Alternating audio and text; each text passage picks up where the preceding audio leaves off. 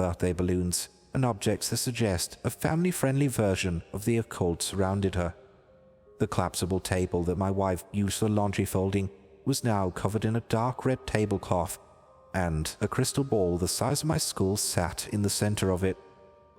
"Shame the kids had to leave," she said in a tone far too casual for a fortune teller. "Yeah," I said, taking up my wallet. It had been a long day at work. My stepkid's birthday party had turned into an impromptu trip to the zoo, and there was a bottle of cognac waiting for me in the study. I didn't want to spend a second longer talking to the fortune teller than I had to. "Real shame," she said, and hastened to shuffle her glossy tarot cards instead of packing up. "We didn't even get to use the crystal ball. The kiddos always get a kick out of that. Ah well, your daughter seemed pretty interested though. If she would ever like a private session, I'd be more than happy to. You don't actually believe this stuff, do you?" Aside from the sequin-covered blouse and the plastic pendants hanging from around her neck, the fortune teller looked like someone you would find strolling down the produce aisle. My question, however, seemed to have ripped her from the world of the mundane into something far more mystical.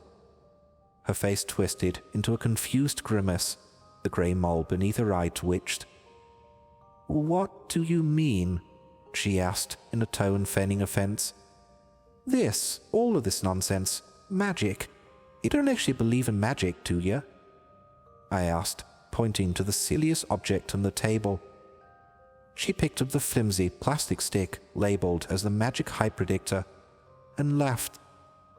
"This specifically? No, I don't think a piece of plastic can predict someone's height. That's just something I keep around for the kiddos." She dropped the stick on the table as if it was something that belonged in the recycling bin. But when her stubby fingers hovered above the crystal ball, her voice lost all track of humor. However, the idea that there is more to the world than what meets the eye, that I believe in, unapologetically so." She grinned. I didn't. My stepkid recently got obsessed with some show about middle school witches, so hiring a fortune teller for a party seemed like a reasonable call. The birthday party would be contained to the basement. She get to pretend magic is real, and I would have peace and quiet in my study. My stepdaughter, however, also recently became obsessed with some timmy old Tommy kid from her class. She invited him to the party. His mother dropped him off. Tommy's mother found fortune-telling to be an affront to her Lord and Savior. She was very vocal about it. She wasn't going to let a child be indoctrinated with the work of Satan. My daughter refused to continue her party without Timmy. All interest in crystal balls and tarot cards went down in a shrill torrent of fire and brimstone. In an effort to save the day, my wife loaded all the kids into the minivan and drove over to a nearby zoo. Tommy's mother didn't have a problem with animals in cages. "Do you believe in anything?" she asked, going back to mixing the tarot cards. "What?" I presume you're not of the same thought as the angry lady that was yelling about Satan a couple of minutes ago. But I'm curious, do you believe in a higher power? Karma, perhaps? "No," I said. "Look, could I just pay you? I have business to attend to." "Sure," she smiled politely, but she didn't stop shuffling. When I produced two $50 bills, she cocked her head to the side. "That's not the amount I agreed on with your wife. That's half. We booked you for an hour. You stayed 20 minutes. Half seems reasonable to me. It might seem reasonable if you discount travel time, availability, marketing, and the gift bags I brought with your children's birthday party." She didn't budge from her seat. Instead, she cleared a layer of invisible dust from her crystal ball. The cognac bottle was calling me from my study. $100, take it or leave it," I said. For a moment, she simply watched me, quietly making calculations of character. Then her lips parted. "How about we have ourselves a little bet?" she said, her voice softening. "I'll show you something. Some magic, as you called it. If I convince you that there's something out there bigger than us, then I'll take your money and go." "No, just take the money." The fortune teller didn't even look at the bills. She just politely smiled and went back to her tarot cards. "Well, if you're not going to pay me the agreed sum, it looks like I'll just have to wait for your wife to come back home," she said with no frustration showing. After that, I became invisible to her. All of the fortune teller's attention was focused on the cards she was playing with. For a moment, I considered calling the cops, but I concluded that would be far too much of a hassle. I would wait. My wife has always been better at dealing with these situations anyway. The buffle from the study was calling my name, but there was no way I was going to leave someone who was interested in the occult alone in my basement. Trying to make the best of an irritating situation, I topped off my glass in the study and went back to keep an eye on the woman with the crystal ball. The fortune teller didn't even look up when I came down the stairs. Her world seemed to be completely contained to the cards she was shifting around the table. I would have rather sat in the sofa I have in the study, but the amber liquid in my glass made the stairs comfortable enough. With each sip of my drink, the stress from the workday drifted out of my chest. Even the presence of the fortune teller and a tacky decor ceased to bother me. I was starting to properly enjoy my drink. But then she spoke up again. "Is your faith ever shaken?" the fortune teller asked, clearing her tarot cards into a single deck. "Has to be at least a tiny part of you that has doubt. How naive is it to think that we understand all of this?"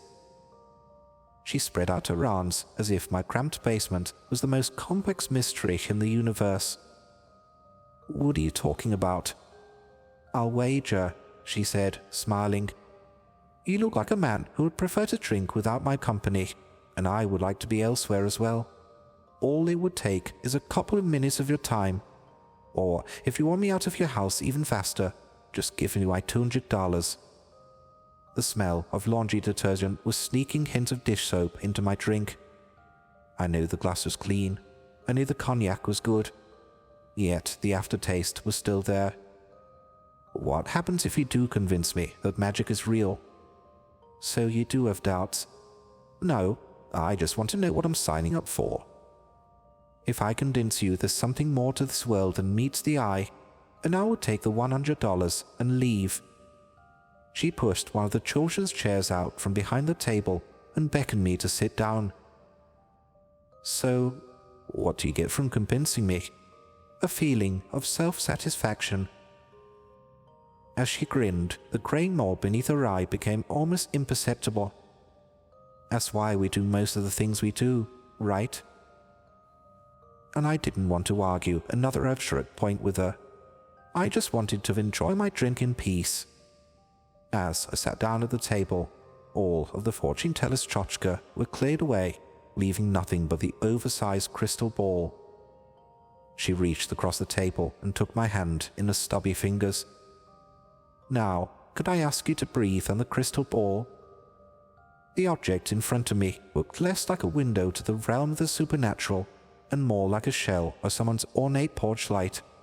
But the moment I exhaled, the ball filled with fog. The single breath of waxy liqueur had summoned a restless cloud of dark smoke.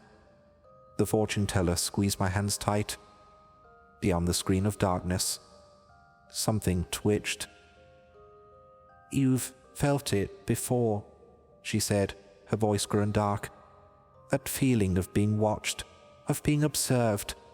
You might have shrugged it off as an intrusive thought, or as a twitch of your imagination. But it was instinct. You felt it before. You knew the explanation wasn't as simple as you wanted to believe." Her stout fingers dug into my palm. "You should have given me the money." The colorful birthday balloons behind the fortune teller had become mere blurs. Her eyes had grown pale. The dark mole on her cheeks spread like a cigarette burn carving through upholstery. "Look inside of the crystal ball and see what you've convinced yourself doesn't exist." A pair of bulging, milky eyeballs stared at me from the dark clouds. They shivered in anticipation, as if they were ready to burst and splatter all across the crystal barrier that divided us. They watched me. They watched me just like they had before. The memory of the eyes rushed into my mind violently and with no remorse. It was dark. I was an infant. The walls of my crib were impossibly tall, and they hovered over me. Shapeless creatures of darkness stood over me with eyes of cruel moons. I could scarcely comprehend the world around me, but I knew those white-eyed beings meant me harm. I screamed. My pitiful eyes did nothing to fend off the incomprehensible shadows that hovered over me. I screamed until the lights turned on and my mother appeared. She held me to her chest, trying to calm me, telling me that there was nothing to be scared of. "You were lied to. You were tricked. Your understanding of the world has been crippled by confidence and fetishism of the unmeasurable." Her fingers traveled down my wrist like a spider covered in ice. Beyond the crystal ball, I could see her leaning towards me, her face shifting in the sudden dimness. Yet I couldn't look away from those two globes of dripping white. I must have been around 6. Me and my older cousin went exploring in the woods near our grandfather's cabin. We found an ancient drainage pipe that led to a world of darkness. My cousin wanted to explore it. He insisted, but I refused. I couldn't go in there. They were watching me. Kids teach themselves to forget. They ignore the unexplainable. They force themselves into blindness to make the world more palatable. But their eyes are still there. They just need to be reminded. All it takes is a hint, and they could see the truth once more. Frozen daggers with strewn no blood were crawling on my forearms. I pried my eyes away from the crystal ball and knocked up at the fortune teller. My cry of terror came out as a pathetic gurgle tasting of cognac and spit. She had become completely shapeless. Her fingers writhed like trails of dust in a tornado. Her body seemed to exist purely as a trick of the fluorescent lights that hung above us. All was shapeless but her eyes. They pulsed above me, 2 massive chunks of malicious flesh. Last week, my stepdaughter woke us up crying, saying that there was a monster hiding in a closet. My wife and I went to her bedroom to comfort her, to tell her that there are no such things as monsters. But when the little girl insisted that I check around her coats to make sure there are no creatures waiting to harm her, I refused. At the time, I didn't know why I wanted to stay away from the darkness that caused it. But looking up at those flame-covered balls of light, I understood. Deep within me, I knew what was hiding inside of that closet. I just refused to accept it. With the fortune teller hovering over me, there was no denying it. "How goes our wager?"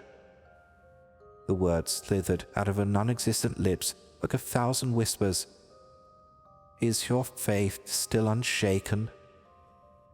I tried to speak, but all that left my mouth was spit. My body was completely frozen in the unforgiving gale of the incomprehensible reality. All I managed to do was nod my sweaty face. She smiled a crooked grin that only existed as a trick of the light. "Good," 1,000 hushed voices said. "I hoped you learned your lesson." Beads of ice-cold sweat dropped from my chin as I nodded again. "I'll make sure you don't forget it." With each word that slithered out of the shadows, the eyeballs inflated further until the flesh could no longer hold. Like a balloon bursting in slow motion, tendrils of an impossible black liquid grew from ripples into waves. The darkness consumed me fully. And I said nothing to my wife. It is not until now that I'm able, barely, to capture the raw terror of my encounter in words. Even if I could talk to her about this madness, if I could somehow convince her that what I'd witnessed was real, I doubt it would be of any help. I don't need emotional support. I need psychiatric evaluation or an exorcist. After the darkness passed, all traces of the fortune teller, was gone. All I was left with was the remnants of an 8-year-old's birthday party and the intrusive scent of laundry detergent. The basement in which I collapsed had been completely empty, but deep in the back of my skull, there was a certainty. I knew I was being watched. As I tell you this, I sit in my well-lit study. There is an empty bottle of cognac next to me, but it has done little to calm my mind. Outside, night has fallen. My blinds are closed, but the darkness outside is undeniable. To the cracks, I see movement. Out there, beyond the dim lights of suburbia. Something is watching me. I fear my punishment will not be swift.